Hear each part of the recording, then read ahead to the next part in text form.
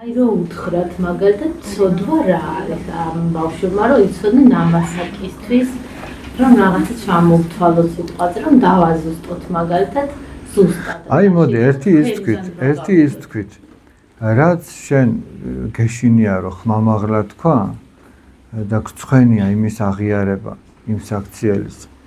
ამითიც შეიძლება მიხვდე რომ ეგ არის ცოდვა.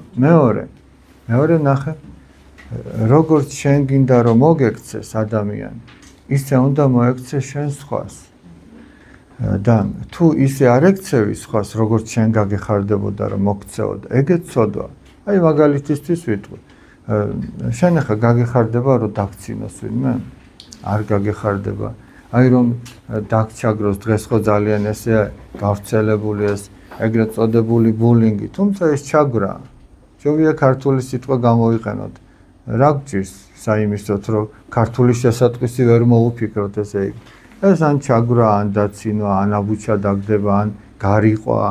რამდენი ქართული სიტყვა არსებობს და რაღაცა და მაინც ბულინგი უნდა გამოიყენო რა. ჩაგვრელი ხო შეიძლება თქვა და არა ბულერი. ხო შეიძლება ჩაგვრელი თქვა. ხო და აი მაგალითად შენ რო იმე დაგჩაგროს ხო არ მოგეწონებ. ესე იგი არც შენ არ უნდა დაჩაგროს ხო და რაც შენ არ მოგეწონება რომ გაგიკეთოს შენც არ უნდა გაუკეთო და თუ უკეთებ ამას ეგ ცოდვაა უკვე. ეს არის სახარებისეული ოქროს წესი. შეიყვარე მოყვასი შენი ვითარცა თავითვისი. ანუ შეიყვარე შენი მოყვასი ვინ არის? ნებისმიერი ადამიანი მოყვასი. და შენ მოექცე სხვას ისე როგორც შენ გინდა რომ მოგექცეს. და არ მოექცე არავის ისე როგორც შენ არ გინდა რომ მოგექცეს. ეს არის ოქროს წესი და თუ ადამიანი ამის მიხედვით იცხოვრებს, ის ბევრ ცოდვას აცდება. და კიდევ რაღაცას რო ჩაიდენს, აი ამითი გაზომავს.